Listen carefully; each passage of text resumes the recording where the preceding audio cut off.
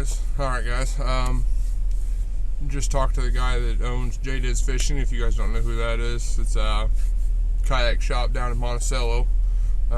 He sells bona fides. I was talking to him about his SS-127, and it looks like a awesome boat.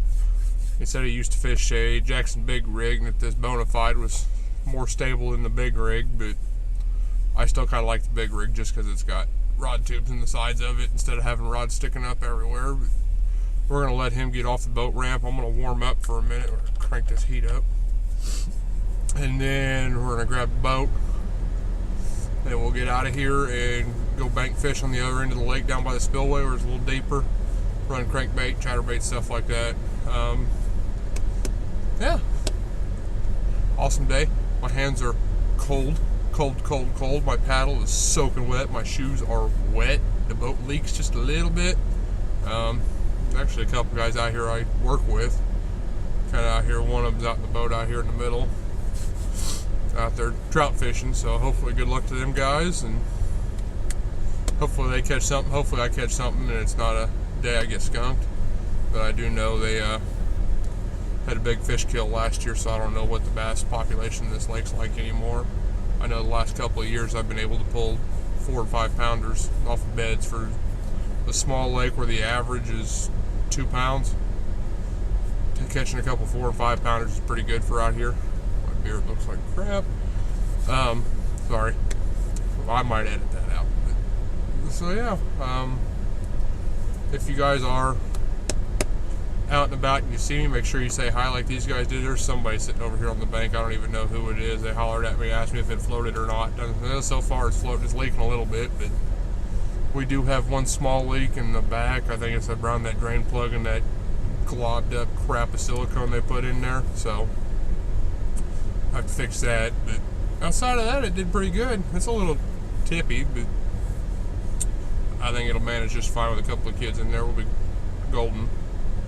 So, yeah, I'll get back to you guys after I get this out of the water when we get to the next spot.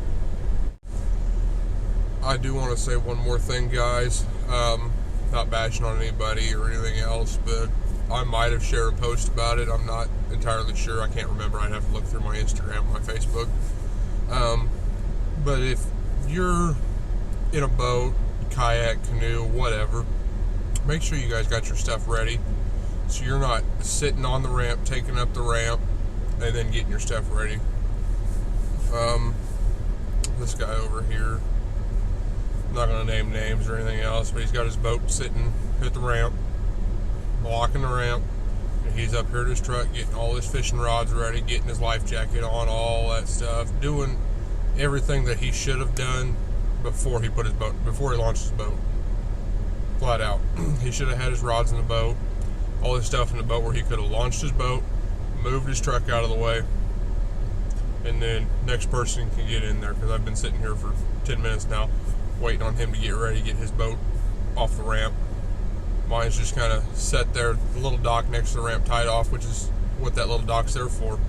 It's there for you to get your boat off the trailer, tie your boat off, pull your truck trailer out of the water, park it so the next guy can get in there.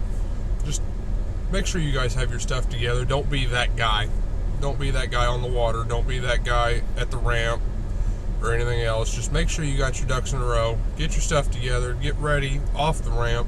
So if there's somebody who's ready to go, they can get on the ramp and go, get out of the way. Don't be, I know I've said it like 4 times, don't be that guy. Don't put your boat in the water and then start loading your stuff into the boat while it's in the water sitting on the ramp. Get your stuff together. Put your boat in the water. Go. That's the end of my rant. I've been sitting here for, like I said, 10 minutes now waiting on him, and he might actually be launching his boat now. I don't know. We'll see. See if he gets out of the damn way. Can't say that, but we'll see if he gets out of the way. Alright, you guys, I'm back. Got the boat loaded up. I think he might have been a subscriber, because I wasn't sure who he actually was, but he knew my name, so, if that was you out here at Weldon Springs this morning and you're watching this, leave me a comment down below. Let me know what your name is, man. I didn't even think to ask. I was focused on getting the boat out of the water and everything else before it filled all the way up, just sitting there idling. just sitting there floating around. But yeah, sorry I didn't get your name. If you're someone I know, I'm sorry I forgot your name. I'm horrible with names. Everybody who knows me knows I'm horrible with names. But we did get the boat loaded up finally 15 minutes later. Took me almost 40 minutes to paddle back from where I was, and I wasn't even quarter of the way, third of the way down the lake yet. Just that wind, it just wanted to take it. But in that 15 minutes, I was waiting for that guy to get off the ramp, being that guy. Like I said, don't be that guy. Waiting on him. I did kind of come up with an idea to where I could possibly, hopefully I don't lose my paddle. My paddle's just sitting on the boat, and this part of the road's pretty rough. Where I could possibly keep the decks in this boat. Let me know what you guys think in the comments down below. But maybe putting on a set of pontoons, stabilizer pontoons on the sides that flip down. I don't know, it's a thought. I think it might work. It could be kind of cool. I mean, you don't see very many John boats out there like that, but I do like the idea of a casting deck because I can put storage underneath of it, and that was my plan, was to do the bass boat to John boat conversion kind of thing. And we are just going to park here and take up all three of these parking spots.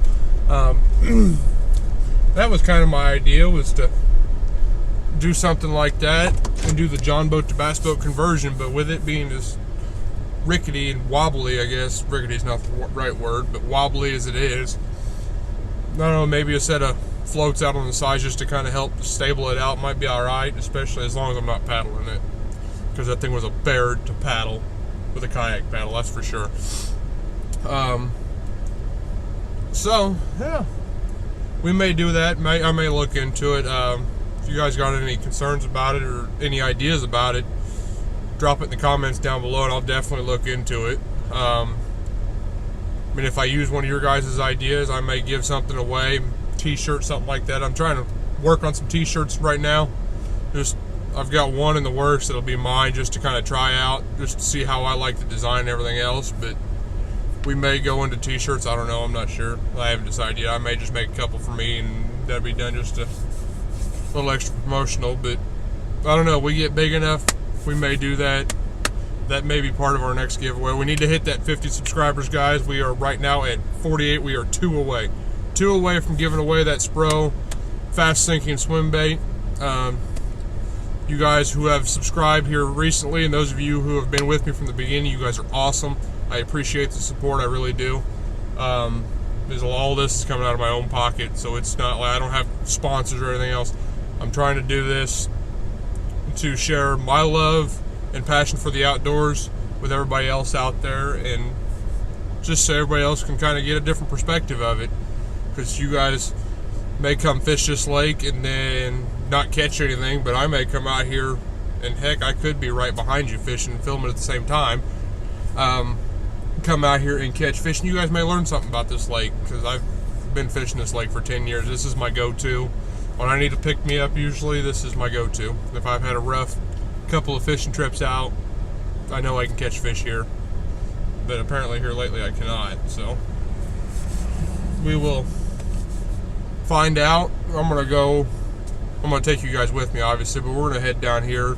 There's a lay down tree that you guys will get to see, and on just the far tip of it, it's got a drop off there. So we're gonna sling crankbait around there and see if we can't pick off a couple of fish. But stay tuned, guys. We'll get down there, and then yeah, I'll bring you guys back on. All right, you guys, while I'm here at the boat and I'm looking at it right now, I want to give a huge, that's sharp, give a huge shout out to Tuscany GP. He had custom made me, or I don't know, I'm going to call him custom made some lures for me, a couple jigs and chatterbaits where I can interchange I can move the chatterbait, the blade around on it to different ones, and he made me 4 awesome colors. So right now what we got on here is kind of this bluegill pattern. I put a craw trailer, black and blue craw trailer on it. We're going to try it too around this tree. But big shout out to him. If you guys see him or if you guys know him, make some awesome lures, and hopefully one day he has the best of luck and he starts actually lure making, and I would be proud to sponsor him and help push his product, because so far this thing is quality. The hook is razor sharp. I just stabbed myself in the hand with it. So he's got awesome hooks. This jig's got a, I don't know how well you guys can see that. I probably got my camera tipped way up. Hold on here. That's probably a little bit better for you guys. I don't know how well you can see it, but it's got a wide gap. I want to say like a 5 or 6 aught hook made into it. And he is making these jigs and swim baits from scratch. Hook, pouring his own lead, skirts, paint, the whole 9 yards, dude. And it is an awesome, this is a swim jig, but I'm going to flip it around this tree. But we're going to hopefully catch something and make this either imitate, because it kind of, I'm going to call it a bluegill pattern. I think that's what it is. But it kind of has, our crawdads are kind of that color too. They got that orange and that real dark brown to them. So we're going to try that too. So we're walking down here, and this is what's called Veterans Point. If you guys haven't been out here before, it's a memorial to honor our veterans around here. There's bricks here, got a bunch of their names on it, all the branches of the armed military and our armed forces. And then you got this statue that says, dedicated to the memory and honor of all veterans who have served, are serving, and will serve this great country for the cause of freedom. To all our veterans out there, I appreciate you guys and what you guys do. But while I was talking, I just stuck that crankbait in my sleeve. So we're going to come down here. This tree is kind of still alive, kind of not. This tree here, and then we got this lay down tree over here. Whew. Shit, a little windy. So what we're going to try to do is we're going to throw this crankbait first. Set that down there, just so it's out of the way. We're going to whip this crankbait around here and see if we can't catch nothing.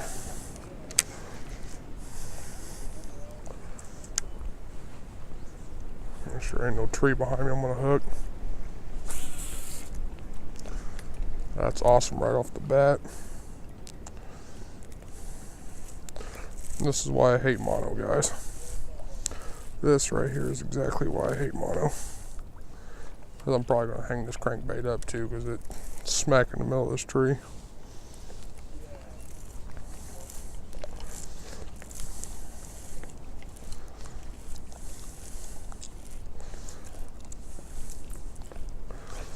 It was the first time I've used mono in 5 to 10 years. I usually put braid on everything, but I have plans to fish some clear water, and I know braid you can see really fairly well in clear water. So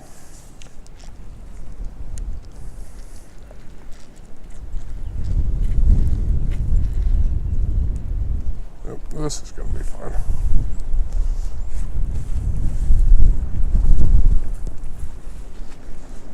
Got it. All right, so try this again.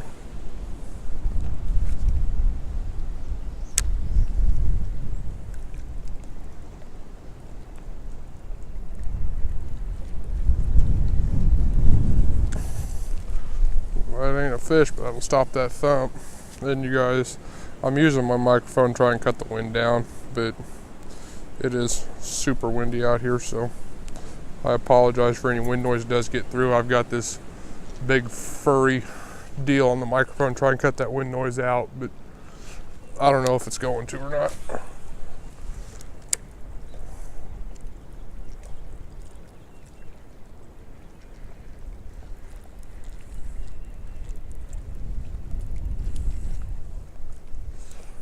Good God, there's all sorts of stuff all over this tree.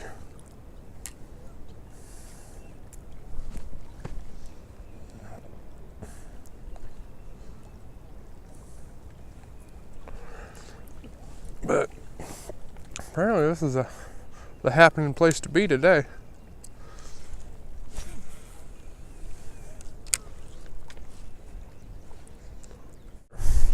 half-ounce jig, I think is what he said they were. Half-ounce jigs and chatterbaits.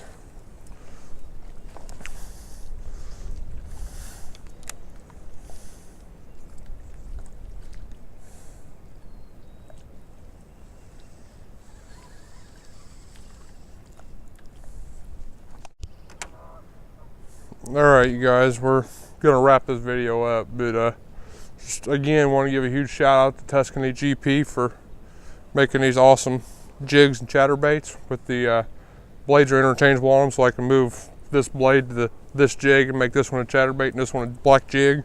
I got that bluegill colored one, that bluegill pattern. This one is kind of a black with a silver metal flake in the skirt with a silver blade. I don't know if you guys can see how big that hook is. That big wide gap hook, that is an awesome hook. This one, I can't remember what he called this color, but I'll look it up. He told me what he called it. It's kind of white with the black and that gray, almost like a shad color. And it's really close to the shad we have around here. And then this one, I don't know why, but something with this red was my favorite. Look at the red on that. And this is more of a crawdad bluegill pattern kind of deal too. It's more of a crawdad. But I got that bluegill pattern one. Today I got skunked, but we did find out John boat here does leak a little bit. But like I said earlier in the video too, you guys, if you guys got any ideas to kind of make this more stable, because I'm gonna be taking my 3-year-old and my 6, almost 7-year-old out in it too, and some ideas to kind of stable this thing up. I thought about putting pontoons on it, just where I can flip them up, flip them down, whatever. If I'm going somewhere, okay, I can flip them up, and then when we get there, I can flip them down so you can stand up. Because especially if I'd love to keep this deck, I really would. But if it's going to be as wobbly as it was, I'm going to have to take it out, especially taking the kids out in it. Until next time, you guys, I'll see you out there on the water. All right, you guys, I just got home a little bit ago and kind of went through all the footage I had just filmed of this trip and realized somehow or another I was using my phone to film. Again, you'd think I'd use my GoPro, but it's just a pain in the butt right now. But using my phone, and somehow or some way I turned the camera around backwards. So most of the footage, what footage you guys don't see, a good majority of that trip, kind of pointing out where I was fishing at, what I was trying to fish, everything else was all pointed back at my chest. So all you see is the clip for my chest mount and my hoodie. For I think altogether the footage was like a half hour worth of footage that I was gonna have to go through, so it just got deleted right off the bat. So I apologize for that. Next time I use my phone to film, which I use my phone a lot because my editor's on my phone, I will make sure that I have the camera turned around the right way. But obviously I screwed it up, and so this video is probably not going to be the greatest, but it was still fun to get out. After getting out this boat, it did take on a little bit of water, and it's came in the drain plug in the back where the previous owner or the guy he got it from or whoever had put the drain plug in there, just shoved a drain plug in there. I don't even know if it's the right drain plug, and used about a whole tube of silicone all over the drain plug, maybe 2 tubes, I don't know. It's a big nasty looking mess of silicone. So I'm gonna have to cut all that back out, figure out if it's got the right drain plug in it, if it doesn't, all that. But I didn't get too much water in here. I got enough water to fill up the 3 drain channels that go to the back of the boat. But so it wasn't bad. Definitely am debating on taking these decks out. I may do that. I don't want to, but I might. It may just be the way I have to do it, or figure out a way to stabilize this boat a little bit more. Right now it's on the trailer and I'm sitting on the front deck. So like I said before, if you guys have any ideas on stabilizing this boat, maybe some outriggers, I don't know, leave them in the comments down below. And I also need a name for the boat. Right now I don't even know what color I'm going to paint or name it, or what color I'm going to name it, what color I'm going to paint it. It probably going to be just that olive green, that OD green, just for simplicity's sake, and put my logo on it and call it a day. But We need a name to put on the back of the boat. You're supposed to name your boats. We're gonna name this one. And while we're at it, I got the kayak sitting over here too. Let's pick out a name for it as well. So if you guys come up with 2 names, leave them in the comments down below what we're gonna name the John boat and what we'll name the kayak. They're both 12 feet, so they're both the same size. And to be honest with you, my kayak's just about as wide as this one, as this John boat. I think it's bottom width actually an inch wider than what this John boat is. So yeah, it was an awesome day. It was awesome to get out on the water. I didn't catch anything. Got to try out some new lures, try out the new John boat, test it, kind of field test it just to see what it's got going on, what leaks it's got, everything else. I wanted to put it in the water before I put the kids out in there, and all of a sudden we're sinking the boat. Excuse me. But go ahead, leave that comment down below on a name for this thing and a name for the kayak, and also any ideas you guys have on stabilizing this John boat. Make sure you hit that like button and go ahead and subscribe. Like I said earlier, we are 2 subscribers away from doing our first giveaway, and our next giveaway will probably be at 100 subscribers. I don't know what we're going to do yet, but we're 2 away from 50 and doing our first giveaway of that Fast Sink Spro swim bait. So until next time, guys, I'll see you out on the water.